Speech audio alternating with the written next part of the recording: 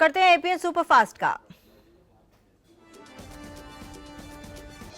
Samajwadi party में सियासी घमासान के बीच मुलायम सिंह यादव अब अपने बेटे और उत्तर प्रदेश के मुख्यमंत्री अखिलेश यादव को लेकर मुलायम हो गए हैं। पिछले कई दिनों से समाजवादी पार्टी में जारी जंग पर विराम लगने की कोशिश करते हुए मुलायम सिंह यादव ने बड़ा बयान दिया है। मुलायम ने कहा है कि समाजवादी पार्टी में विवाद नहीं है और सपा के लिए अखिलेश ही मुख्यमंत्री उम्मीदवार होंगे। उन्होंने कहा कि पार्टी एक है और वो अखिलेश के लिए राज्य भर में प्रचार करेंगे। मुलायम की माने तो समाजवादी पार्टी में बिखराव का सवाल ही नहीं उठता। मुलायम के इस ताजा बयान को अखिलेश के सामने दूसरे गुटों का सरेंडर माना जा रहा है। मुलायम के इस ताजा रुख के बाद समाजवादी पार्टी में सुलह का होना अब तय माना जा रहा है। सूत्रों के हवाले से खबर है कि आज मुलायम सिंह यादव प्रेस कॉन्फ्रेंस कर सकते हैं। प्रेस कॉन्फ्रेंस के दौरान मुलायम सुलह का ऐलान कर सकते हैं। सूत्रों के मुताबिक मुलायम के बयान के बाद अखिलेश भी अपना रुख साफ कर सकते हैं और आगे की रणनीति का ऐलान कर सकते हैं। इधर सपा में मचे घमासान पर सियासत भी शुरू हो गई है।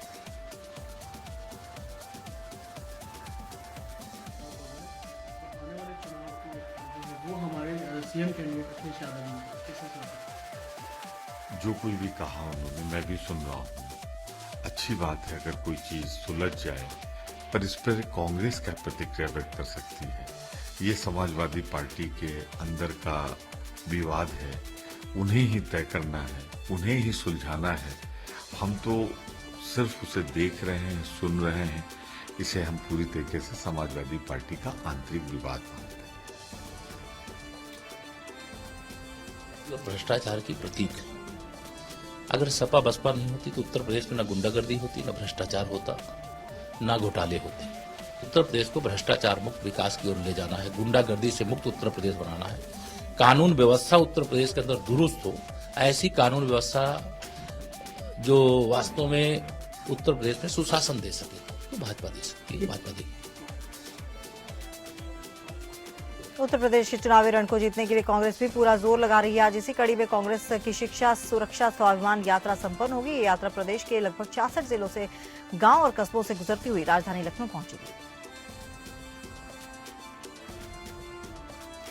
इस यात्रा का समापन समारोह कांग्रेस के प्रदेश मुख्यालय में होगा। इस मौके पर राज बब्बर और शीला दीक्षित के साथ कई दिग्गज कांग्रेसी नेता मौजूद रहेंगे।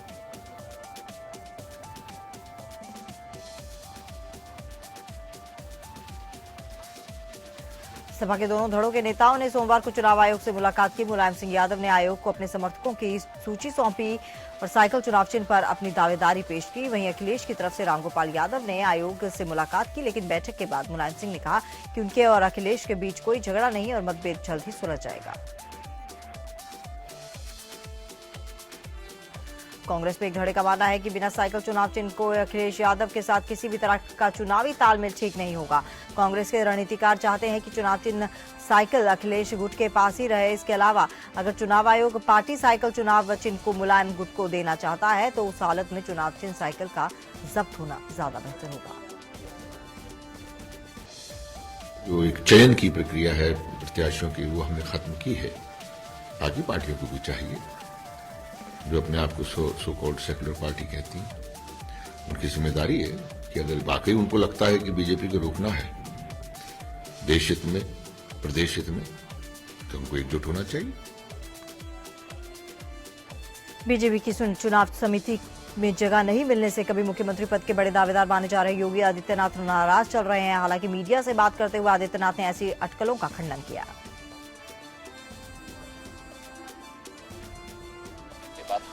गोरखपुर आया हूँ, यहाँ मैं आपके सामने बैठा हूँ। हम लोग उत्तर प्रदेश के चुनाव में हैं। चर्चा तो कुछ भी आती है। आप प्रचार समिति में प्रदेश संगठन के लोग रहेंगे, हम लोग नहीं रहेंगे। हम लोगों को जहाँ काम करना होगा वहाँ काम करेंगे। प्रधानमंत्री मोदी 2 दिन के गुजरात दौरे पर है। प्रधानमंत्री ने दौरे के पहले दिन गांधीनगर रेलवे स्टेशन कॉम्प्लेक्स के पुनर्विकास के लिए भूमि पूजन किया। इस मौके पर उन्होंने कहा कि रेलवे की सुरक्षा और सुविधा सरकार की प्राथमिकता है। रेल लाइनों का विद्युतीकरण किया जा रहा है। बायो टॉयलेट पर भी तेजी से काम हो रहा है। डिजिटल इंडिया का जो सपना है उसे पूरा करने की दिशा में काम हो रहा है।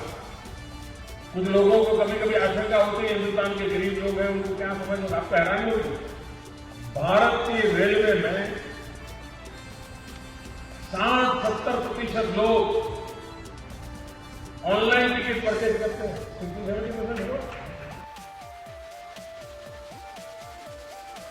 70% पंजाब विधानसभा चुनाव के लिए पूर्व प्रधानमंत्री मनमोहन सिंह ने दिल्ली में कांग्रेस का मैनिफेस्टो जारी किया। पंजाब कांग्रेस के चुनावी घोषणा पत्र में 4 हफ्ते में ड्रग्स की समस्या दूर करने की बात की।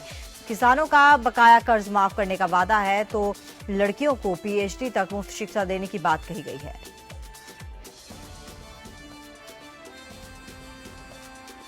वित्त मंत्री अरुण जेटली ने कहा है कि नोटबंदी के बावजूद टैक्स कलेक्शन में इजाफा हुआ है। अरुण जेटली ने कहा कि अप्रत्यक्ष कर पिछले वर्ष के मुकाबले से 25% बढ़ा है और उत्पाद पर भी पिछले वर्ष के मुकाबले 43% बढ़ा है। उन्होंने कहा कि जैसा कि कुछ लोग नोटबंदी का असर होने की उम्मीद कर रहे थे, ऐसा होता हकीकत में दिखाई नहीं दे रहा। 12.01%. Indirect, the increase is 25%. Service tax, the increase is 23.9%. And customs duty, the increase is 4.1%. All India petrol pump association ने डेबिट और क्रेडिट कार्ड से पेमेंट नहीं लेने के फैसले को 13 जनवरी तक टाल दिया है। पेट्रोल पंप एसोसिएशन ने कार्ड से पेमेंट नहीं लेने की बात कही थी, लेकिन सरकार के हस्तक्षेप के बाद फिलहाल स्थिति में कोई बदलाव नहीं है। स्वच्छता से जांच के कार्ड यूज करेंगे। लोगों को जो हमने 0.75 कैशबैक की इंसेंटिव दिया है उसको भी मिलता रहेगा, कोई उसमें दिक्कत नहीं होगा। 13 तारीख पे रिजॉल्व हो जाएगा, 13 तारीख तक डेडलाइन दिया उन्होंने। हो जाएगा। देखो 1-2 दिनों में कोई उसकी बड़ी बात नहीं होती है, लेकिन मेरे ये एक बार्गेनिंग चल ही रहा है, एक निगोशिएशन चल रहा है। मैं मानता हूँ एक सुखद रास्ता निकल जाए। 8वें वाइब्रेंट गुजरात ग्लोबल समिट का शुभारंभ आज से होगा। इसका उद्घाटन प्रधानमंत्री मोदी करेंगे। 13 जनवरी तक आयोजित इस समिट में प्रधानमंत्री विभिन्न कार्यक्रमों में शामिल होंगे।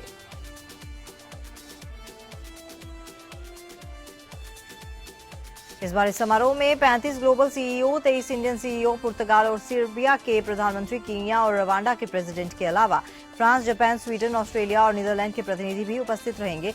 इनके साथ 25 से लेकर 200 लोगों तक का डेलीगेशन भी होगा।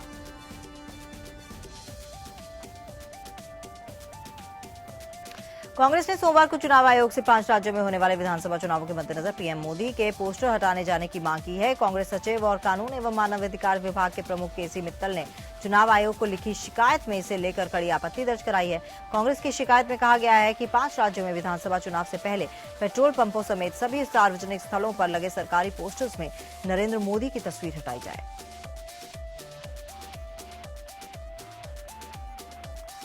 कांग्रेस ने तेल कंपनी द्वारा घरेलू गैस वितरण पहल के पोस्टर्स में मोदी की तस्वीर की मौजूदगी पर रोष जाहिर किया है।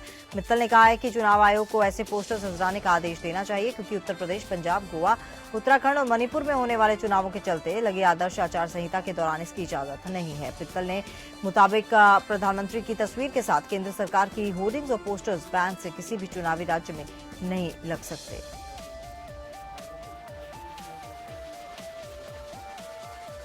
प्रधानमंत्री कार्यालय को ये जानकारी नहीं है कि नोटबंदी का फैसला लेने से पहले किस किस अधिकारी से सलाह ली गई। एक आरटीआई के जरिए ये जानकारी मिली है। पीएमओ ने उस सवाल का जवाब देने से इनकार किया है, जिसमें पूछा गया है कि अचानक ऐसा निर्णय लेने को लेकर मुख्य आर्थिक सलाहकार और वित्त मंत्री की क्या राय थी। पीएमओ के अनुसार ये प्रश्न आरटीआई कानून की परिभाषा के तहत नहीं आता है। प्रधानमंत्री मोदी ने पिछले वर्ष 8 नवंबर को 500 और 1000 रुपए के पुराने नोटों को खत्म करने का ऐलान किया था। आरटीआई आवेदक ने यह भी जानकारी मांगी थी कि नोटबंदी की घोषणा से पहले इस मुद्दे को लेकर पीएमओ ने क्या कोई बैठक बुलाई थी।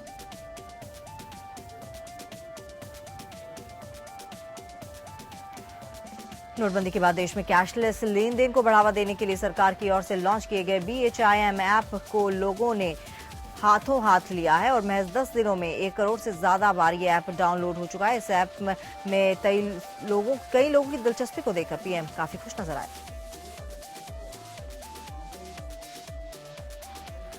मध्य प्रदेश में ऑनलाइन ट्रांजैक्शन को बढ़ावा देने के लिए POS मशीन के इस्तेमाल के लिए राज्य सरकार ने बड़ी छूट का ऐलान किया है। राज्य सरकार ने POS मशीन पर लगने वाले वैट और एंट्री टैक्स को खत्म करने का फैसला किया है।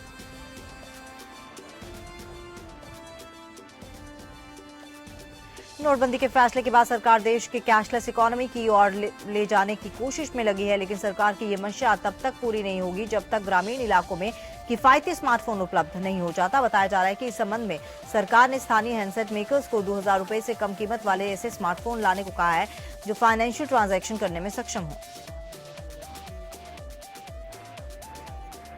रेलवे अपनी आय बढ़ाने के लिए आने वाले दिनों में ट्रेनों और स्टेशन के नाम मल्टीनेशनल कंपनीज के नाम पर रखने की योजना बना रहा है। रेलवे की योजना है कि यात्री और माल किराया बिना बढ़ाए विज्ञापन के जरिए राजस्व जुटाया जाए। खबरों की माने तो विज्ञापनों के जरिए रेलवे की आय बढ़ाने की योजना तैयार हो चुकी है और अगले हफ्ते रेलवे बोर्ड इसे मंजूरी दे सकता है।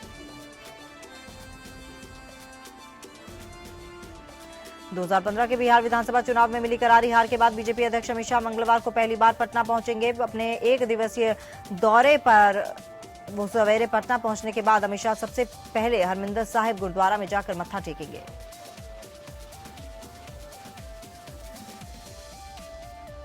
दिल्ली में हुई बीजेपी की राष्ट्रीय कार्यकारिणी की बैठक के बाद बीजेपी नेता योगी आदित्यनाथ गोरखपुर पहुंचे। उन्होंने कार्यकारिणी की बैठक में खुद को बोलने का मौका न मिलने की बात को सिरे से खारिज किया और इसे विरोधियों की साजिश बताया। प्रदेश प्रचार समिति ने खुद को नहीं रखे जाने के सवाल पर कहा कि प्रचार समिति में प्रदेश संगठन के लोग रहेंगे। उन्होंने सपा में छिड़े घमासान को अखिलेश सरकार के पापों को छुपाने की सोची समझी रणनीति बताई और दावा किया कि चुनाव के बाद सूबे में बीजेपी की सरकार बनेगी।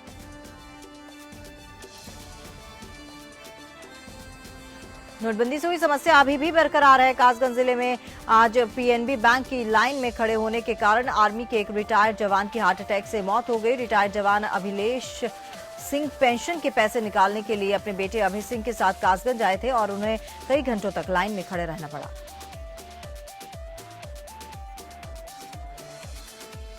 यूपी में चुनाव आचार संहिता लागू हो चुकी है। प्रतापगढ़ में प्रशासन ने राजनीतिक दलों के पोस्टर, बैनर सहित अन्य प्रचार सामग्रियों पर शिकंजा कसा है, लेकिन प्रतापगढ़ पट्टी मार्ग रखा खीरीपुर के पास दीवार पर सपा समर्थकों ने नारे लिखे हैं, लेकिन प्रशासन इन्हें मिटाने को लेकर उदासीन है।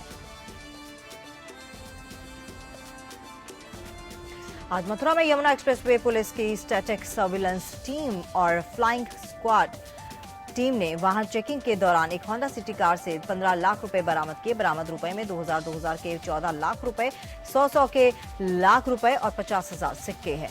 पुलिस ने इस मामले में 2 लोगों को, मनोज कुमार और किरण सिंह शिंदे को हिरासत में लिया है। आगरा में पुलिस ने चेकिंग के दौरान 2 जगहों से 14 लाख रुपए के नए नोट बरामद किए। पुलिस ने पहले मामले में संजय पैलेस में खड़ी एक एसयूवी गाड़ी से 6 लाख रुपए की नई करेंसी बरामद की। वहीं यश बैंक पास ही पुलिस ने चेकिंग के दौरान दूसरी एसयूवी गाड़ी से 8 लाख रुपए की नई करेंसी बरामद की।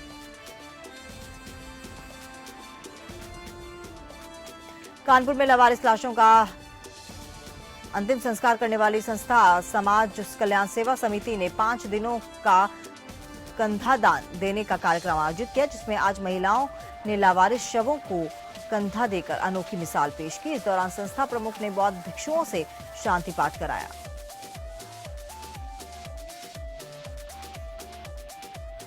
मिर्जापुर के जिगना थाना क्षेत्र के जिगना तिराहा पर हुए एक एक्सीडेंट में 5 लोगों की मौत हो गई और 3 लोग गंभीर रूप से घायल हो गए। एक तेज रफ्तार स्कॉर्पियो ने सड़क किनारे गाड़ी को धक्का लगा रहे लोगों को रौंद दिया। घटना से आक्रोशित ग्रामीणों ने शव को NH 76 पर रखकर जाम कर दिया और पुलिस बल पर पथराव भी किया। जालौन में प्रवेश नामक एक युवक की पावर ग्रिड के टावर से गिरकर संदिग्ध परिस्थितियों में मौत हो गई। घटना कुठौंद थाना क्षेत्र के ग्राम एको और शहजादेपुर के पास की है। पुलिस ने शव को अपने कब्जे में लेकर पोस्टमार्टम के लिए भेज दिया है।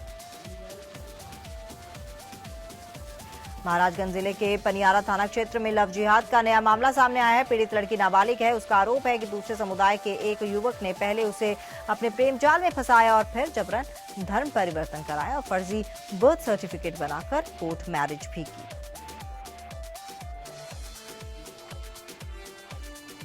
यूपी चुनाव से पहले वाराणसी में खादी से बने परिधानों की बिक्री में जबरदस्त इजाफा हुआ है। इसे तेलियाबाग में लगे खादी मेले में खादी के कुर्ते, शॉल और जैकेट की बिक्री 15 से 20% बढ़ गई है। विधानसभा चुनाव में रंगे हर नेता और कार्यकर्ता को ये भा रहा है। नोटबंदी के खिलाफ कांग्रेस अध्यक्ष सोनिया गांधी के संसदीय क्षेत्र रायबरेली में भी कांग्रेस ने प्रदर्शन किया। महिला मोर्चा के बैनर तले हजारों की संख्या में महिलाओं ने शहर में पैदल मार्च निकाला और हाथ में थाली चम्मच लेकर मोदी सरकार के खिलाफ अपना विरोध जताया। अंबेडकर नगर बसखरी पुलिस और एसडीएम ने भोजपुर गांव की एक महिला को जेल भेज दिया और उसके 5 महीने की दूधमही बच्ची को मां से अलग कर दिया। महिला दूसरे लोगों के साथ लुम्बिनी वाराणसी राष्ट्रीय राजमार्ग 233 के निर्माण के विरोध में उचित मुआवजा की मांग को लेकर धरने पर बैठी थी।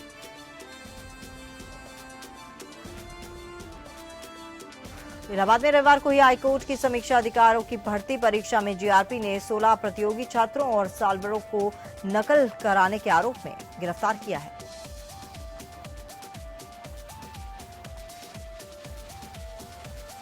लखनऊ में एक बार फिर से नशे में कार सवार का सड़क पर तांडव देखने को मिला। इस बार कोई नशे में धुत कोई पुरुष नहीं था बल्कि एक महिला थी। मामला हजरतगंज के जॉपलिंग रोड का है। यहां ब्लैक होंडा सिटी कार सवार नशे में धुत महिला ने कई लोगों को टक्कर मार दी। इस घटना में एक मोटरसाइकिल सवार शख्स गंभीर रूप से घायल हो गया है।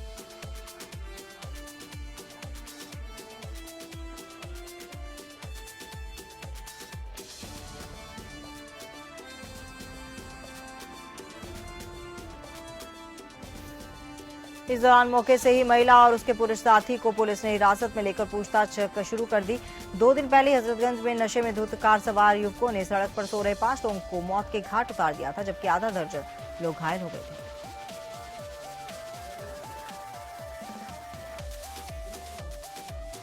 उत्तराखंड में चुनावों की तारीखों का ऐलान हो चुका है। उधर केंद्र भी 5 राज्यों के चुनावों से आम बजट लाने की तैयारी में है, जिसका कांग्रेस विरोध भी कर रही है। ऐसे में मुख्यमंत्री हरीश रावत ने केंद्र से कुछ फंड्स भी मांगे हैं।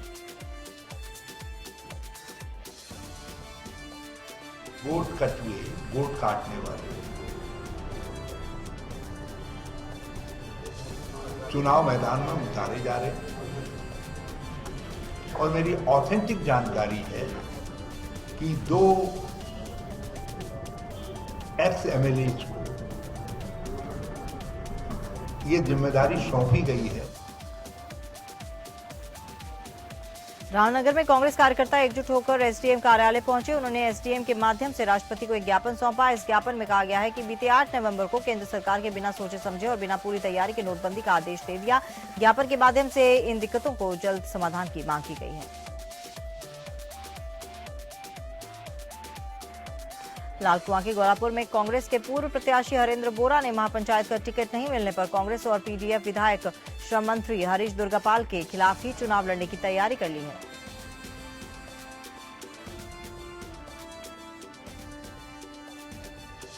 उत्तराखंड में विधानसभा चुनाव की तारीख घोषित होते ही उत्तराखंड बोर्ड ने 10वीं और 12वीं की परीक्षाओं की तारीखें भी घोषित कर दी है। परीक्षा 18 मार्च के शुरू होकर 10 अप्रैल को समाप्त होंगी, जबकि इंटरमीडिएट की परीक्षाएं 17 मार्च से शुरू होकर 10 अप्रैल तक चलेंगी।